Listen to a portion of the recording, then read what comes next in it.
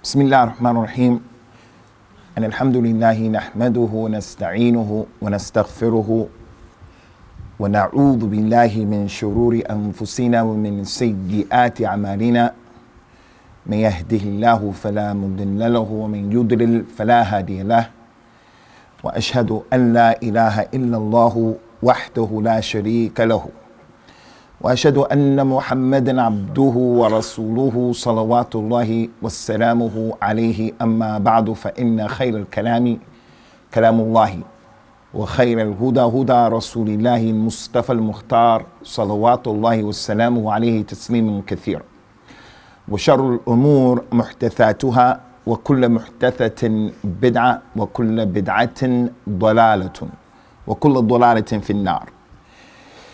Inshallah ta'ala, this first class is going to be in the order of 3 other lectures that are going to be presented here in this masjid, the masjid of Ahlul Hadith. And we ask Allah Azza wa Jal to make us of those people who are Ahlul Hadith haqqa. And it's concerning an issue that is imperative for every Muslim, and that is some of the issues as they relate to marriage. Today, inshallah, we're going to talk about why is it that a Muslim should try to get married. He's never been married before. He's been married and divorced.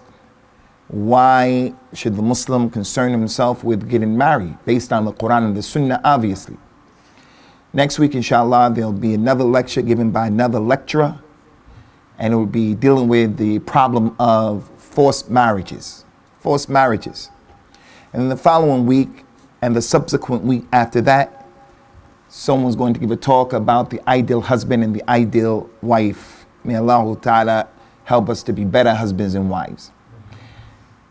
Concerning this issue and these lectures, they are from what we need to be involving ourselves with, because it's a level of ibadah, it's a type of ibadah. To come to the masjid or other than the masjid to try to get some knowledge about different aspects of how to worship Allah. And nikah, marriage, is an ibadah from the ibadat of al-Islam.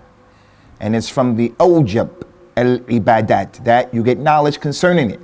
It's from those ibadat that we need to know what we're doing, how to go about it, what to expect, and so forth and so on.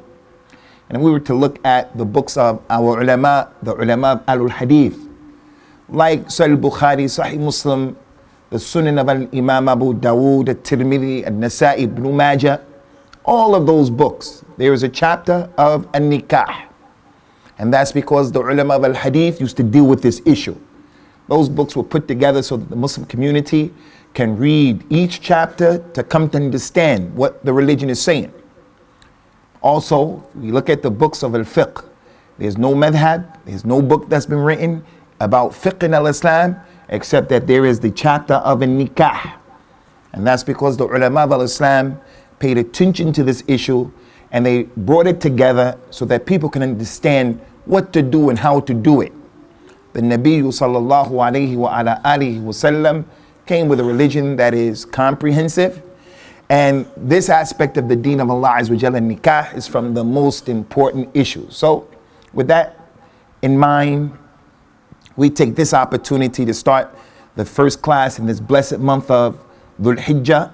Those of you who performed Hajj this year and you're back, we ask Allah to accept it from you. Taqabbal Allahu minna wa minkum.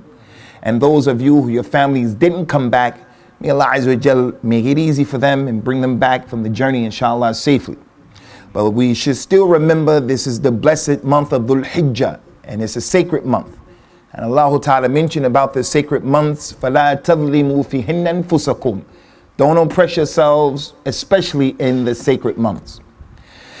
Concerning the issue of a nikah and why we get married, someone may say that's a fundamental and a basic question. Why are we asking that question anyway? And the answer to that is, some of our youngsters, some Muslims, being affected and impacted by the society in which we're living in. Some of them of the opinion, some people of the opinion, I don't want to get married. I don't want to get married. What's the benefit of being married when I can do certain things outside of the marriage and just don't have the responsibility of being married at all? For the non-Muslim, that's how he thinks. But in terms of al-Islam, the Muslim knows that getting married is one of the integral parts of his religion. So from the most important reasons why we get married is that if you're not married, if you were married and you're not married right now, or you never were married before, you're sitting there, if you're not married, you're not a complete person. No matter how religious you are, no matter how knowledgeable you are naqis, you are incomplete. The Nabi sallallahu alayhi wasallam said in an authentic hadith, "Man tazawwaja faqad istakmala nisfa dinuhu, falyattaqillah fi shatr al-akhir." Anyone who gets married, he has completed half of his religion. So let him fear Allah in the other half. So the man and the woman who are not married, then they're not complete. If you look at the Quran, Allah Ta'ala has informed us in the Quran that He created everything in pairs. Everything has a husband and the wife. As He Tabarak wa Ta'ala mentioned in the Quran, وَمِن كُلِّ شَيْءٍ خَلَقْنَا زَوْجَيْنِ لَعَلَّكُمْ تَذَكَّرُونَ. Everything we created it in pairs. When He told Nuh, the first Rasul, salawatullahi wassalamu alayhi, when He ordered him to get on the ark and to travel on the ark, He told Nuh to take with him two of every species, the male and the female from every single species of the animals, so that when the ship finally landed in the place where it was going to land, each of those two animals will be able to reproduce bi-idhnillah azza wa jal. So the one who is not married is incomplete. And that's because, Khwani, if a person is married, he becomes someone who understands, for an example, the importance of following directions and obeying orders. That's just an example. The married person, he understands that. A man, he has a wife and he has children. So he tells his wife, I want you to do this and I want you to do that. And he tells his children, I expect from you to do this, I expect from you to do that. So he knows the importance of being listened to and obeyed. Now when he comes to the masjid, when he goes to his job, since he knows the importance of listening and following directions, he's able to do that with others. The one who's not married, he may not be clicked on like that. In the book that Shaykh al-Islam Ibn Taymiyyah wrote, it's called Minhaj Sunnah. It's a book in which he refuted the Rawafida, the Shiite of Iran and Iraq and of Syria and other than that. There was a man who came and he wanted to show Ali ibn Abi Talib that he's not qualified. Ali wasn't qualified or competent to be the Khalifa. So he said to Ali ibn Abi Talib in this narration, why is it, Ali ibn Abi Talib, you're the Khalifa, why is it that when Umar was the Khalifa, he didn't have the problems that you had? When Abu Bakr was the Khalifa, he didn't have the problems that you're having right now. Umar didn't have the problems. Uthman didn't have the problems. Why is that? As if to suggest the problem is with Ali. Why are the Muslims fighting? We have all this fitna with you. It's an indication you have the problem. The problem is with you. Ali ibn Abi Talib said the reason why Abu Bakr, Umar and Uthman didn't have problems is because they were the khulafa, they were khalifas over people like me. And the reason why I have problems is I'm the khalifa over people like you. You're the troublemaker. The one who's married is like that. He's married so he can appreciate how to cooperate and get along with the other people. So with that being the case, again, no matter how rich, how knowledgeable, no matter how much taqwa the man or the woman has in al-Islam, if he doesn't get married, if she doesn't get married, there's something wrong with that equation. There's something wrong. And for that reason, some of the ulama, especially the ulama of the Ahnaf, they were of the opinion that it is wajib to get married, and the one who doesn't get married is actually sinning.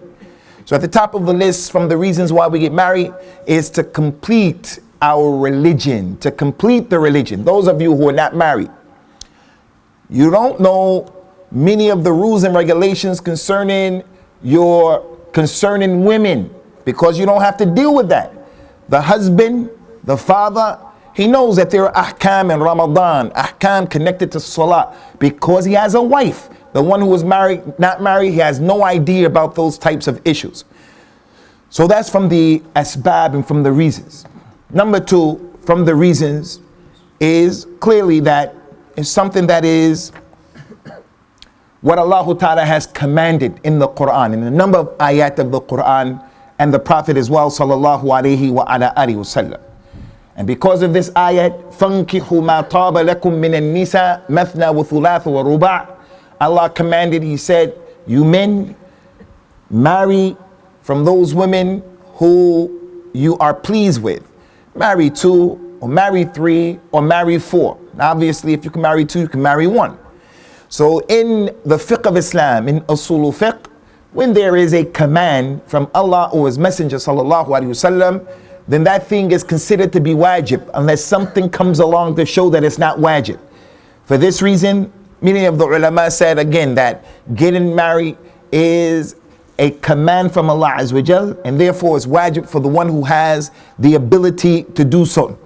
It's not befitting for the believing man and the believing woman, if Allah or His Messenger commands something, for them to come and say, no, I have another idea. This is not something I can do. I don't want to lose this point, so I'm going to mention it as an off issue. Some of the scholars did say it's wajib to get married, but some of the ulama said it's not wajib. And that's because of the presence of some other hadith and incidents. One of the fathers of the companions was compelling his daughter to marry her cousin. She went to the Nabi sallallahu alayhi wa ala alihi wa sallam, and she said, Ya Rasulullah, my father wants me to get married, but wallahi, I'm not going to get married to anybody until you tell me and inform me what is the haqq that the husband has over the wife. If I get married, what is the haqq that my husband has over me?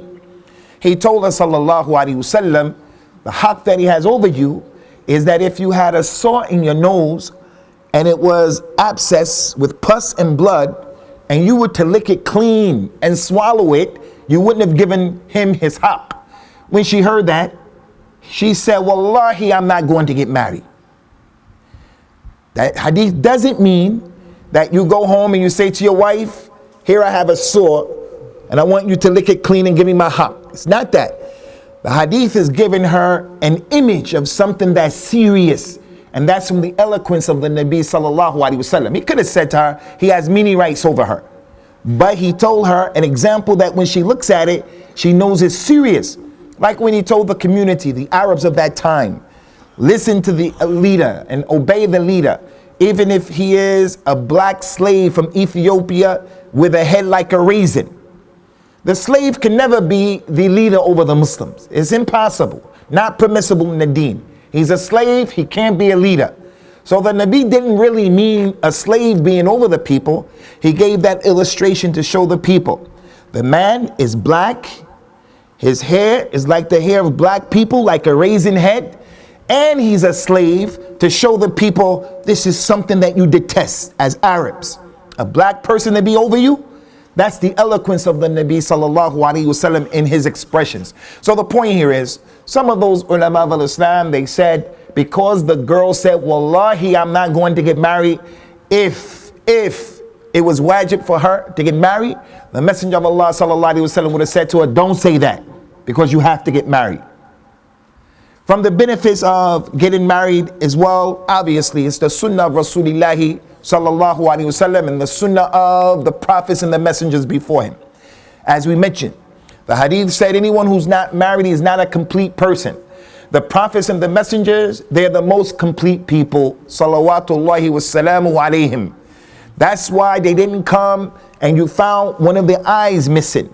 They didn't come and you found his nose cut off. They didn't come and they were limping. They were the strongest people and they were the best people in their lineage. So that when they came, the people would see a perfect specimen of a human being. And the person wouldn't say, I reject what you have to say because you look like this or because your lineage is like that. Rasulullah sallallahu alaihi wasallam is the most perfect human being from Adam's children, but he's not completely perfect.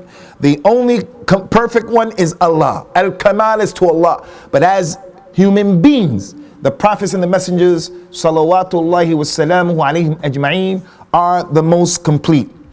So marriage is from their sunnah. Every prophet, every nabi got married. The only one who didn't get married was Isa ibn Maryam, salawatullahi wassalamuhu alayhi.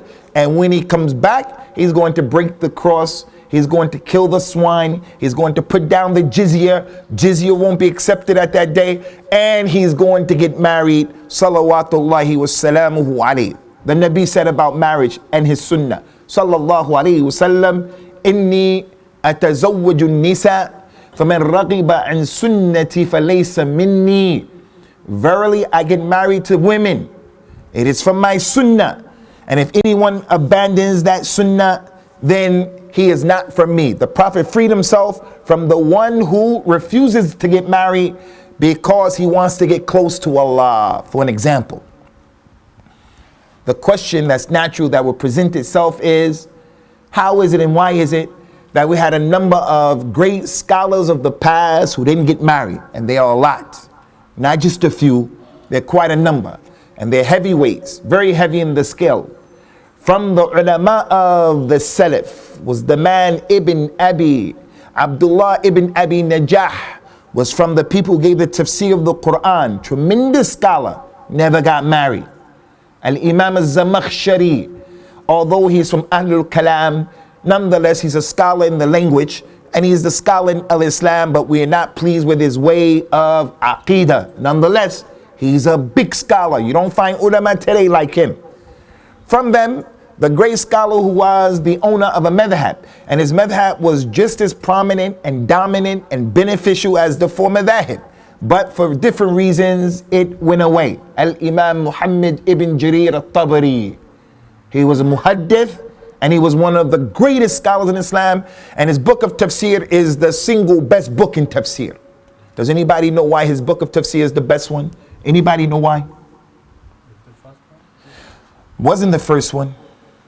His book is the best tafsir because he gives the tafsir every ayat with a chain of narration. So-and-so told me that so-and-so told him that so-and-so told him that Abu Huraira said this, that the Nabi said that. Now we're in a position to go back and to check every narration to say that's authentic and that's authentic and that's not authentic and so forth and so on.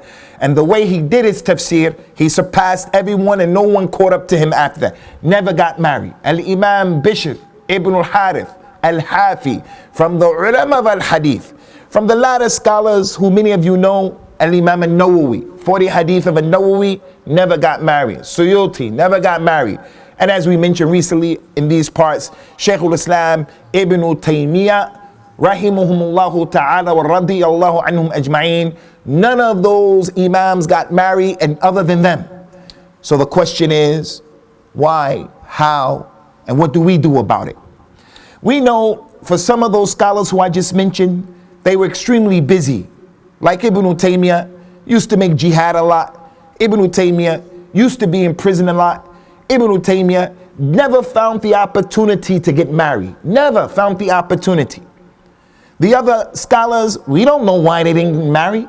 We don't know. Whether we know or we don't know, our example is the Nabi sallallahu alaihi wasallam. That's part of what it is to be Ahlul Hadith. Don't be of the people who come and say, but that sheikh did and that sheikh didn't. The sheikh is not a dalil in al-Islam. The dalil is what Allah revealed in the Quran and what the Prophet brought sallallahu alaihi wasallam. And he said, anyone who forsakes getting married, trying to get close to Allah, then he is not from me. He freed himself from that individual. From the reasons, ikhwani, many people don't comprehend, don't appreciate, is that when you get married based on the Quran and the Sunnah, marriage increases your wealth. Contrary to what people think. People in the me, myself, and I culture, America, the UK, and the West, we think when we give sadaqah, when we get to the masjid, when we help people, we think our money is going. The Prophet swore by Allah, wallahi, ma naqasa malun qat min sadaqatin. No money was ever depleted, decreased because of sadaqah. Never happened. Sadaqah, it blesses your money, and that's why it's called zakat. Zakat means to pure and to clear, to clarify, to purify. So the marriage, Allah Ta'ala mentioned in the Quran, وَأَنْكِحُوا الْأَيَامَ مِنْكُمْ وَالصَّالِحِينَ مِنْ عِبَادِكُمْ وَإِمَائِكُمْ إِنْ يَكُونُوا فُقَرَاءَ يُغْنِيهُمُ اللَّهُ مِنْ فَضْلِهِ وَاللَّهُ وَاسِعٌ عَلِيمٌ. That ayat is in Surah An-Nur, ayat number 32. Allah said to the men and to the women, marry those people who are fit and competent to be married. Don't marry someone Majnoon. Don't marry someone who's a non-Muslim. Marry the people who are fit to be married. And marry the righteous ones from your slave boys and your slave girls. If they happen to be poor, Allah will increase them in the sustenance. And Allah is wasi' and He is alim. A man came and said, Ya Rasulullah, I don't have any money, but I have an opportunity to get married. Should I get married? He said, yes. He went and got married. Another opportunity came. Second, Ya Rasulullah, I got married. I don't have the money to get married again. Should I get married? This opportunity. He said, yes. The man got married again until he married 4 wives. But the man was able to take care of those 4 wives. So we don't want anyone again, just like licking the nose and the sore. We don't want someone to go out and he's unemployed and he says, you remember that hadith, gonna get married to 4 wives and I only make 100 pounds per month. That hadith doesn't mean that. That particular man, Allah subhanahu wa ta'ala blessed him with wealth, and it goes to show again that marriage, Allah Ta'ala's Prophet told the people sallallahu alaihi wasallam, thalathatun haqqun ala Allah. There are 3 people that it is haqq on Allah to help them out. 3 people. Al-mujahid fi sabilillah. Well known, mashhur ma'ruf. The mujahid, Allah will help him. Al-mukatib alladhi yuridu al-ada. The slave who agreed with his master to buy his freedom. It's called the mukatib. You see some benefit in the slave? It's wajib. This is one of the ways that people were helped to get out of slavery. One of the many ways. The sayyid, the master, has to give him an opportunity if he has some benefit in him. If you plant for me 500 trees and then you bring the produce, you're free. Allah will help that individual. And then the third one that he mentioned, sallallahu alaihi wasallam, is the one an-nakih, yuridul afaf. The one who gets married in order to safeguard himself and to protect himself. So if that's the need of the individual, not to fall into zina, the need of the individual, the young man wants to get married but things are not coming together for him, don't give up hope. From the reasons and the blessings of marriage is that Allah Azza wa Jal increases the rizq. And that's why He told people who are married, لا تقتلوا أولادكم خشية إملاق نحن نرزقكم وإياهم. Don't kill your children out of fear of poverty, because we provide for you and for your children. You get married, people say, I don't want to have any children because I don't have money. Or if they have a child, they want to contemplate getting rid of the child. From the benefit of marriage is that Allah Ta'ala ar-Razaq dhul quwwatil mateen, He is the one who will provide for the slaves. So that's from the issues that the scholars of Islam wrote quite extensively concerning it. From the benefits, ikhwani, and the reasons of getting married is that as Muslims, this is something that is extremely important. We should comprehend it. That is, marriage is from the ibadat in al-Islam that make us different from non-Muslims. The way we get married, the way we are in the marriage, the institution itself.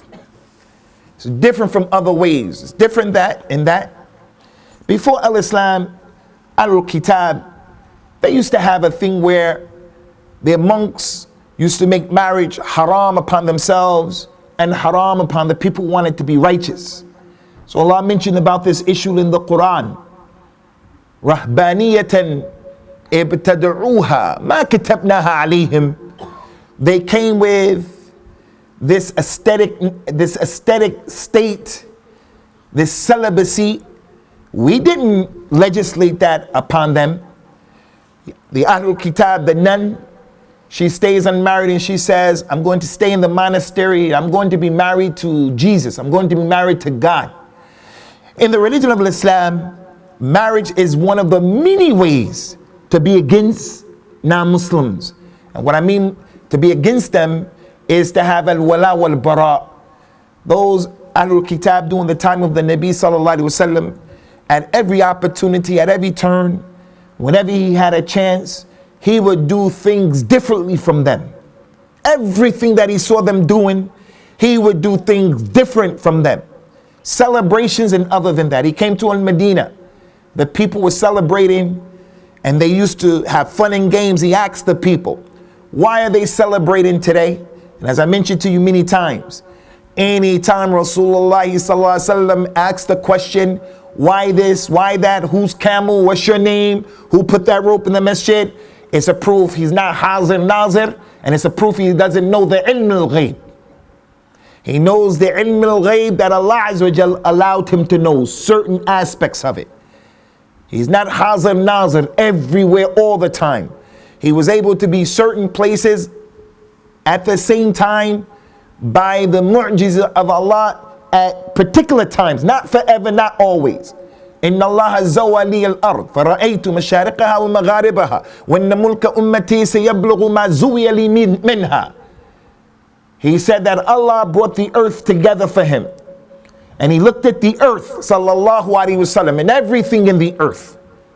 He said, my ummah, the dominion, is going to reach to the east and the west of everything that I saw. We don't say that he's hazir nazir, but we said wherever he was at that time, it was a mu'jizah from Allah Azza wa Jal that he brought the earth together in the way that Allah knows the reality. The tsunami that happened. We never heard of a tsunami before it happened 2-3 years ago. If there was a tsunami in the earth at that time, the Nabi sallallahu alayhi wa ala alihi wasallam knew what a tsunami was and the effect and the impact of the tsunami on the ocean and on the land, sallallahu alayhi wasallam. But we understand that hadith in its context. Doesn't mean he's omnipresent all the time. Now, he went to Al-Mi'raj, Al-Isra wal-Mi'raj. And when he went up there, he saw a lot of stuff. But it was an incident, a one-offer. And he didn't see everything in all of creation. Ala kullin, concerning this particular issue, the Nabi sallallahu alaihi wasallam asked the people, what are they doing? They said, this is a day that our forefathers in Al-Madinah, they used to have a good time. The Prophet told them, sallallahu alaihi wasallam, verily Allah has changed this day for you people, and he gave you a better day, a better Eid, the Eid al-Fitr and the Eid al-Adha. So what's the point? Every time he had a chance, he went against Ahlul Kitab. He went against the Mushrikeen. If they put the part in the right side of their hair, then the Nabi would put it in the left side, sallallahu alaihi wasallam. And the kuffar used to see that. He used to face towards Baytul Maqdis, asking Allah, making dua to Allah, want to be different from Ahlul Kitab. Until finally Allah Azza wa Jal, he made the Qibla towards Mecca. So the point is, what did the Ahlul Kitab say? They say, Ya Muhammad, there's nothing about our religion and our way of life that you know about, except that you make every attempt to be different from us. So what's the lesson? The lesson is, it is not enough for a Muslim just to say, Allah is the God, is our God, He's the Ilah that deserves to be worshipped. That's not enough. After establishing that and affirming that, it's wajib, lazim upon the Muslim to also negate any other God, any other system being worthy of being worshipped or followed. It's not enough just to say, I worship Allah, without drawing a line in the sand and also saying at the same time, lakum dinukum waliyad-din. It's not enough. Halloween went past the other day. Your child goes to Halloween. Your child is allowed to participate in Halloween. Something's wrong with your Islam. Something's wrong with it. Valentine's Day, Mother's Day, Christmas, Easter, all of that. Something's wrong. قَدْ كَانَتْ لَكُمْ أُسْوَةٌ حَسَنَةٌ فِي إِبْرَاهِيمَ وَالَّذِينَ مَعَهُ إِذْ قَالُوا لِقَوْمِهِمْ إِنَّا بُرَآءُ مِنْكُمْ وَمِمَّا تَعْبُدُونَ مِنْ دُونِ اللَّهِ كَفَرْنَا بِكُمْ وَبَدَا بَيْنَنَا وَبَيْنَكُمُ الْعَدَاوَةُ أَبَدًا حَتَّى تُؤْمِنُوا بِاللَّهِ وَحْدَهُ. You people, you have a perfect example in Ibrahim, and those people who believed with him, when they said to their people, we're free from you, and we're free from what you worship other than Allah, and we disbelieve in you and them, and there has existed between us and you enmity and hatred until you worship Allah alone. So we can be in this country, and our religion is not against coexisting with non-Muslims and having community cohesion, but that doesn't mean that the Muslims should come and compromise the aspects of al-Islam. And the nikah is one of those manifestations of that. The nikah is one of the manifestations. How is that? As I mentioned, the Prophet had a number of companions, radiyallahu anhum ajma'een, wa salawatullahi wa salamu alayhi. He had a number of them. Not a few, a number.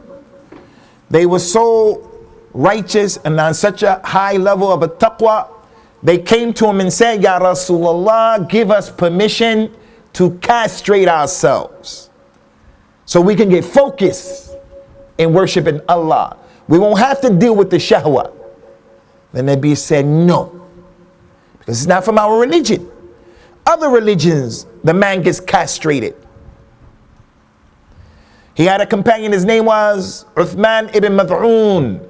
He was married, but he neglected his wife. Never had relationships with her, used to pray all the time and fast all the time, and he neglected her. His companion, Abu Darda, Salman al-Farisi, he was living with Abu Darda when they first arrived in Medina. They were brothers in the same house, as the Prophet used to put together the Ansari and the person from the Muhajirin. Abu Darda used to pray all the time, fast all the time. Salman al-Farisi came home. He saw Abu Darda's wife dressing in a way that wasn't appropriate. She wasn't taking care of herself. He said, why are you like that? She said, your brother Abu Darda doesn't have any need for women. He doesn't have any need for me. Prays all the time at night and fast all day, every day. Abdullah ibn Amr ibn al-As, he also wouldn't have relationships with his wife. He, radiyallahu anhu, used to pray every day. The Nabi heard it.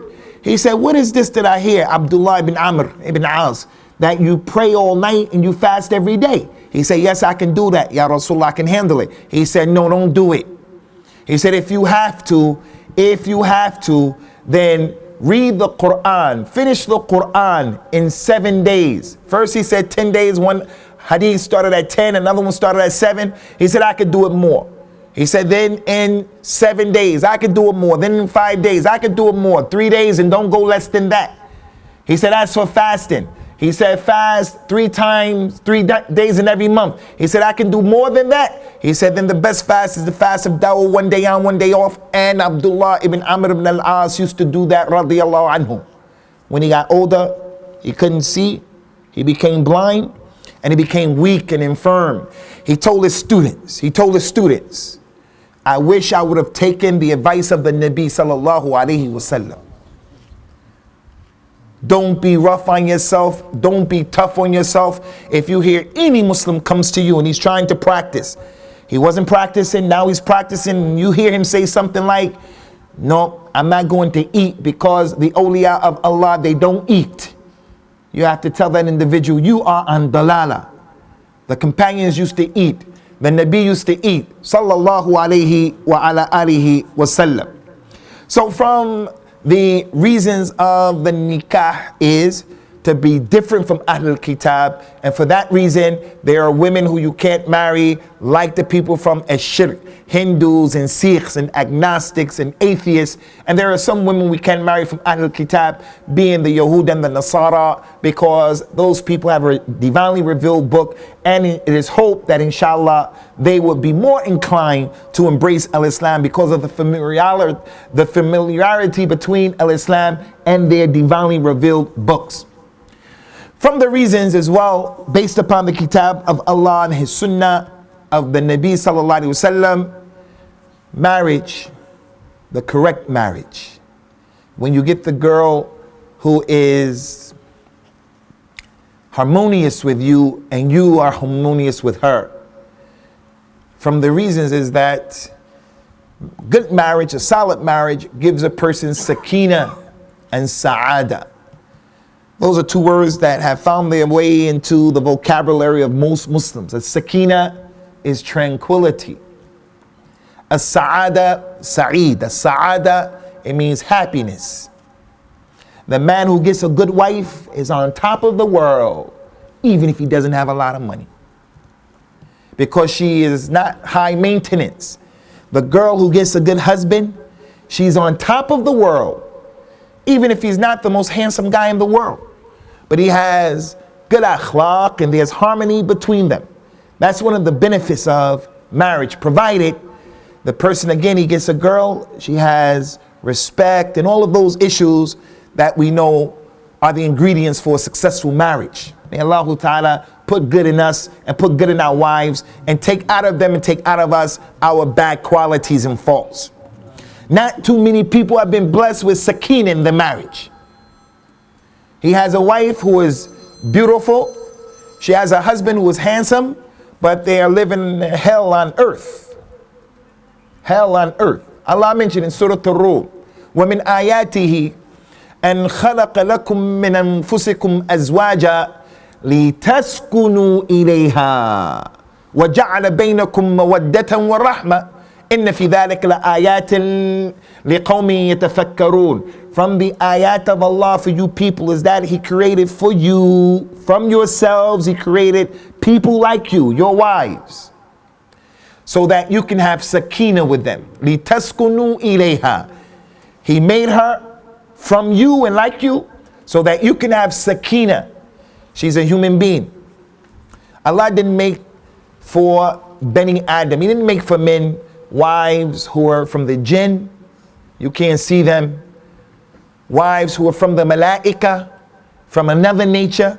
He made them similar to us. And as human beings, everything in your shakl, the way you are, she compliments you and you compliment her. And He made between you love and rahmah. This is an ayat for people who reflect and they think. Sakina. The Nabi sallallahu alayhi wasallam said, as-sa'ada arba'un fiha as-sa'ada. There are four things that will guarantee you happiness. The very first thing He mentioned, al-mar'atu salihah. First thing He mentioned. You have a good wife, you're the king of the dunya, even if you don't have a lot of money. And anyone who had a good wife, he can attest to that. The other three, He said, that were from Sa'ada, is having a nice car, a reliable animal. He didn't say car, He said al-markab hani, a mode of transport that's reliable. It could be a new car. It doesn't have to be a new car, but it's that kind of car, not the jalopy, the lemon, the one that doesn't start sometime. You got to get people to push it. That not like that. That's a fitna. You got to go to work. You're out in the rain. You don't want to be pushing that car. But it's the reliable car. Number three from as-sa'ada is to have a good neighbor. A neighbor who doesn't cause you and your family problems. And number four, to have a house that's spacious. If you have a house and there are 10, 11, 12, 13 people in 2 rooms, like some of our brothers in Algeria have to deal with, and other poor Muslims, but especially in Algeria, the quality of your life is going to be affected. So the Nabi said that the first thing, sallallahu alayhi wasallam, that brings sa'ada is a righteous wife. From the benefits and the reasons of getting married is if a person wants sakina and sa'ada, then get married. But don't just get married to any person, to a good wife. He says, sallallahu alayhi wasallam, ad-dunya mata' wa khayrul muta' ad-dunya al-mar'atu salihah. This dunya that we live in, it's just a bunch of provisions, things that you own. The clothes that you own, your glasses, your shoes, the many shoes, your car, the money that you have. It's just things that you own. This dunya, it consists of things that you own. He said the best thing to own in this dunya is a righteous wife. Is a righteous wife. So take your time, Abdullah, take your time before getting married, and just don't marry anybody.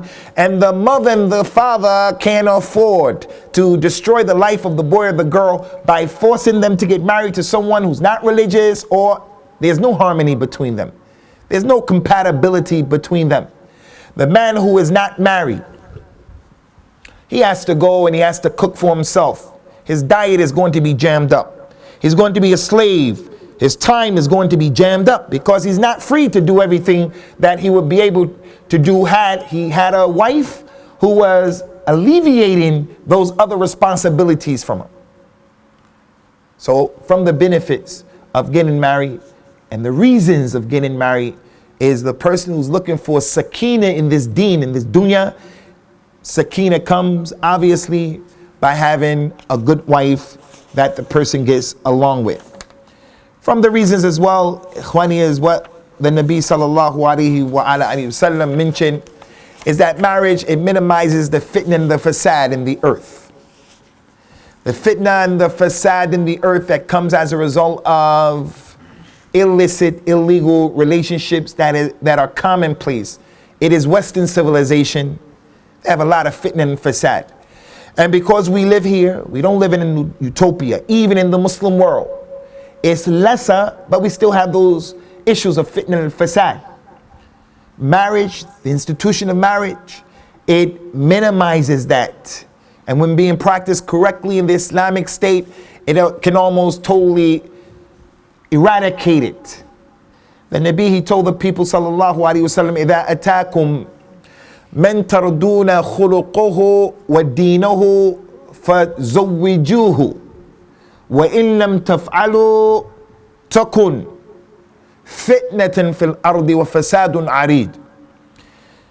If someone comes to you and you have a daughter or a sister and you're her wali, he comes to you to get married and you are pleased with his akhlaq and you're pleased with his deen, then marry him. Don't delay. Don't say no. He clicks or ticks most of the boxes. She ticks most of the boxes. Not always all of the boxes can be ticked. You get close to the bullseye as possible. That's what the Nabi told us. Saddidu wa qaribu. Try to get as close to the bullseye as possible. You may not be able to do it exactly. He said, if you don't marry the person who comes to you with the good akhlaq and with the good deen that you're pleased with, there's going to be fitna in the earth and a lot of fasad. Fitna in the earth and a lot of fasad. They're going to be children of zina. They're going to be diseases, STIs, STDs. They're going to be all kind of crimes that are going to go on and take place as we see on a daily basis because the institution of an-nikah, it wasn't practiced.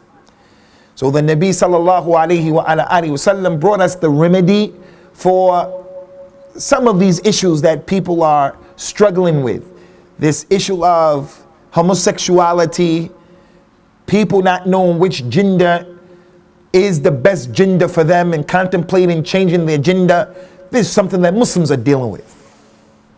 I don't think that Bradford is exempt, being a big city, but in Birmingham, Ahlul Hadith, we know some Shabab, they have that issue. The boy wants to be gay, and he believes that Allah created him like that.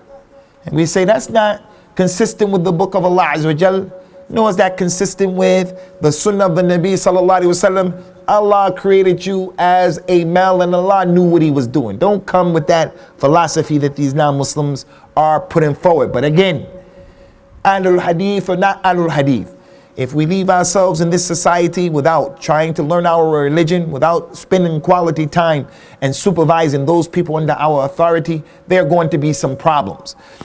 The Nabi sallallahu alaihi wasallam in this regard told the youngsters, Ya ma'ashar al-shabab, man istata'a minkum al-ba'a falyatazawwaj, فإنه أغض للبصر وأحسن للفرج ومن لم يستطع فعليه بالصوم فإنه له وجاء. You young men, Allah knows your nature. He knows the fitr that He created you upon. It's natural. He said, you young men, any of you who have the ability to get married, then hurry up and get married. Even if you're 17 and 18, as they do in Mirpur and other places in the Muslim world, get married when you're 17, 18 years old. That's unthinkable here. I don't think I would marry my daughter at that age. I don't think so. And I don't think I want my son to get married at that age. But if you see that the boy or the girl, they have the ability, as this hadith said, and you found the right person, then you do it. If you see that the boy or the girl are going astray, before they go astray, you circumvent the problem by introducing this idea of marriage. Hey, you young men and women, the Nabi said, young men and women, those of you who have the ability to get married, then do so. Do so. For verily, marriage, it will cause your eyesight to go down. It will cause your eyesight to go down. And it will be a protection for your private part. And anyone who doesn't have the ability, then let him fast to take away the shahwa. By fasting, he said that the fast will be a shield for that desire that he has. The Nabi knew the nature of the people, sallallahu alaihi wasallam. It's not unnatural for the 17-year-old boy, 15, 16-year-old boy, and the girl to be preoccupied with the shahwa. The father, the mother, it's our responsibility. We are in this country. Back in our country, maybe you can be neglectful in these issues. And even back there, it's not wise. Right here is dangerous to be cultural and not to sit down and talk to your son, talk to your daughter. It's dangerous because they're going to learn that stuff in the movies. They're going to learn that stuff from the Hindus in Bollywood. They're going to learn that stuff from the streets and their friends. So the point here is marriage, it minimizes that type of fitna and that type of fasad, if not totally eliminating it. And that's the sunnah of the Nabi sallallahu alaihi wasallam. Allah described the men and the women. He said, "Antum libasun lahunna wa hunna libasun lakum." You men, you are a clothing for your wives, and your wives are a clothing for you. Everything that your clothes do for you, everything that your clothes do for you, your wife does the same thing. And everything that her clothes do for her, it does the same thing for you. Your clothes, they hide your aura. You hide your wife's aura and she hides yours. You don't have to go looking in other places because you have someone. Your clothes beautify you. Being married, they make you a balanced person. They make you a person who's calm. One thing, for those who run masjids or organizations, we have an organization, a nasiha. For an example, if you have people who are not married calling the shots, you'll find that their ideas are always a problem. Not always 100%, but that's one of the issues that they bring to the table. Because unmarried people, they're not stable yet. The Khawarij, these people in Nigeria just recently, yesterday and today, there's a group over there, Khawarij, they're called Boko Haram. They were against everything Western, education and other than that. And they are some of the most ignorant people about the deen of Allah. Sincere, inshallah, sincere, but sincerity and ignorance is a cocktail for disaster. They killed 40 of them yesterday. 40 of them. They wrote in the article today about who they were. Out of those 40, 37 of them were not married. The married man is going to think, behind me are children that I'm responsible for. Behind me is a wife, bills, responsibilities. The young man, he's not like that. He doesn't have any responsibility. All he sees is Jannah and the Hur'in. And he destroys himself and he destroys other people. And he makes Islam go backwards. And he's opened up the door for the enemies of Al-Islam, the enemies, the people who are running that country, enemies of Al-Islam, to take advantage of their misbehavior and causing all kinds of issues. So our wives are clothing for us, and we're clothing for them, in that going outside of the marital bond, the man, he doesn't have an excuse. Allah Ta'ala has blessed you with that particular issue. From the reasons of getting married, obviously, is procreation. Procreation, having children, and that's clear. The Prophet ordered the people and he told the men, sallallahu alaihi wasallam, تزوجوا الودود الولود فإني مكاثر بكم الأمم يوم القيامة. You Muslim men, get married to the loving women, al-wadud, the women who have love for you. They have the capacity to love. Don't marry that lady who doesn't have rahmah and she doesn't have that love. You have to look at that family. Was she raised in a way in which the mother and the father were rough and tough, and now they developed a girl that has no rahmah? Don't marry that lady. Marry the woman who's loving, and the prolific ones, the ones that have children. And this is from the eloquence again, and the hikmah, the wisdom, and the knowledge of the Nabi sallallahu alaihi wasallam. The scholars of Islam said the reason why he said marry the loving women first and the prolific ones is because if the girl is loving, if she loves you, she'd be more inclined to have your child. If she doesn't love you, she may go behind your back and prevent herself from having a child because she doesn't want to be tied to you like that. But if she loves you and she's from the walud, she wants to have your child. And how do we know that the girl is going to have a lot of babies? You don't know who's prolific, who's not prolific. But you look, when you're about to get married, and from the questions you put forth, so you find out how many children did the potential wife, how many siblings does she have? You find out she has 8 brothers and 9 sisters. Then her aunties from her mother's side, how many did they have? That one had 12, that one had 13, and that one had 10. More than likely, that's something that runs in her family. More than likely, that's something that runs in her family. Not always, but that was how the Nabi sallallahu alayhi wa ala alihi wasallam was giving irshad and tawjihad to his companions. Allah Ta'ala mentioned in the Quran in Surah An-Nahl, ayah number 72, Wallahu ja'ala lakum min anfusikum azwaja wa ja'ala lakum min azwajikum banina wa hafada. Allah is the one who made for you from yourselves your wives, and he made for you from your wives children and grandchildren. You have children, and then your children have grandchildren through the institution of an-nikah. And that's how the Nabi sallallahu alayhi wa ala alihi wasallam encouraged the ummah to come forward Yawmul Qiyamah so that he can have the majority of the followers through marriage. He said, marry the loving, prolific women. I want to have the majority of the followers Yawmul Qiyamah. So this hadith also helps us to understand a very important point, and that is coitus interruptus, birth control pills, condoms, akramakumullah. All of these things are against the spirit of al-Islam. They're not haram, but they're against the spirit of al-Islam. From the benefits of getting married is that when you have children and you're married, the one who is married, he gets more rewards than the one who's not married. The one who is not married, he should have more time to read the Quran, to make salat, to fast, and do all of these other things.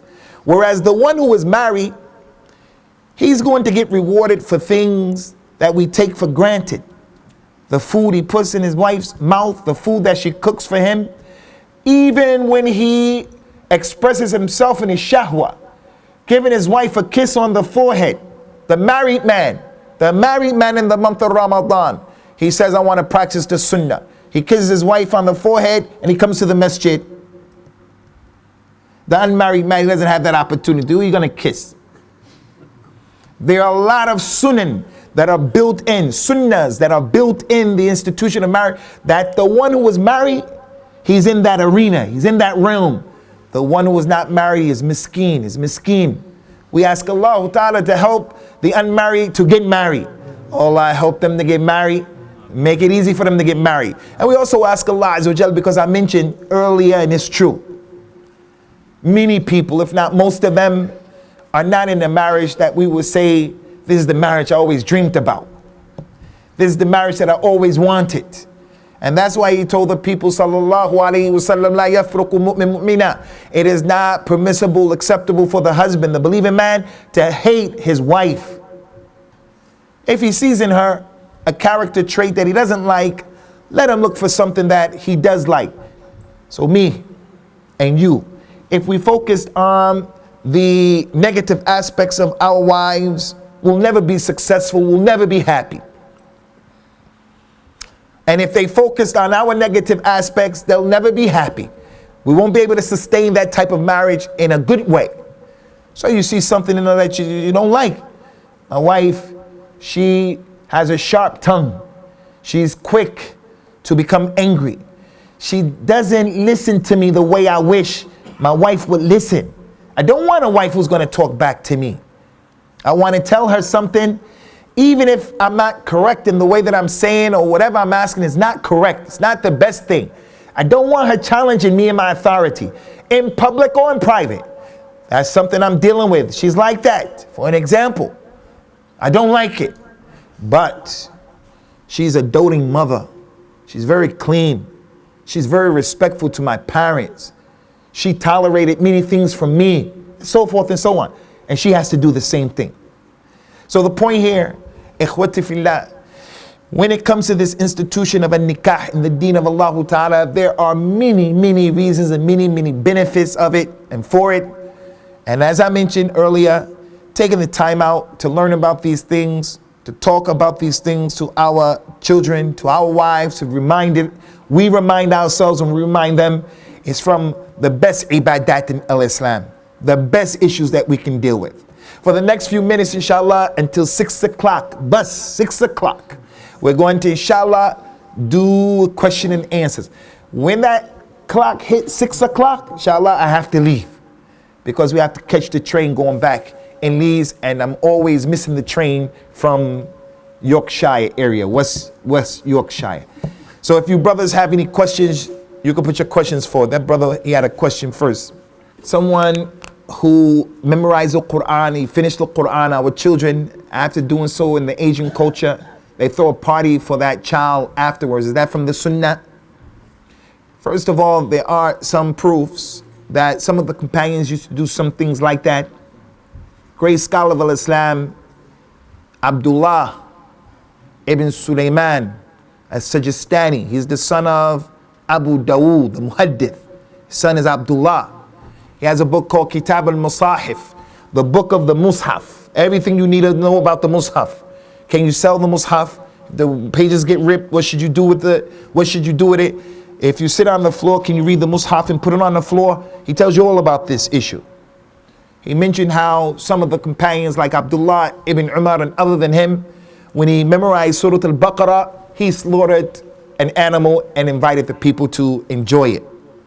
And Imam al-Nawawi as well in his book Kitab al-Afkar, he mentioned in there that Anas ibn Malik used to do the same thing, gathered up his children after they memorized the Quran, and there was a sense of celebration. As for the culture of the people, Allah Ta'ala mentioned in the Quran, خُذُ الْعَفُوَ وَأْمُرْ بِالْعُرْفِ وَأَعْرَضَ الْجَاهِلِينَ. Pardon the people. Be easy when they make mistakes. Give them afwan, leave them. And command them with urf, the customs, the universal customs that no one can challenge. And turn away from the ignorant people. So the customs of the people, if they don't go against the deen, something that you can do. Doesn't go against the deen. So when there's a graduation, for an example, from the university, from the school, you're going to party, you're going to have a party to show your appreciation for the accomplishment of your child. Inshallah, there's nothing wrong with this, and Allah is a'la and a'lam. Any more questions, Ikhwani? Concerning a good book to read on the topic of marriage in English, I don't know too many books, but my recollection tells me of the books of the sheikh and the pioneer and one of our predecessors in ad-dawah as-salafiyya in terms of writing and teaching and giving dawah and calling to Islam is the Sheikh Abu Abdullah Muhammad al-Jibali. Hafidhahullah ta'ala. He has a series of books about marriage. From what I know, that's from one of the best books in English, because it's a book that mentions dalil, proofs, Quran and Sunnah. So I think it's about 4 of those series. That's a book that I think should be in every library of the Muslim, especially the Salafi person from Ahlul Hadith. Those books are extremely beneficial, and may Allah Ta'ala put them in the mizan of the sheikh Yawm al-Qiyamah. Only Allah knows how many people have benefited from those books. Any more questions, Ikhwani? Okay, then we appreciate your cooperation by not asking a lot of questions. So now as we leave in 5 minutes, don't you be that guy who at the door you have a question, at the car you have a question, because we have to get out of here. Subhanakallahumma wa bihamdika wa ashhadu an la ilaha illa anta astaghfiruka wa atubu ilayk. Wassalamu alaikum wa rahmatullahi wa barakatuh.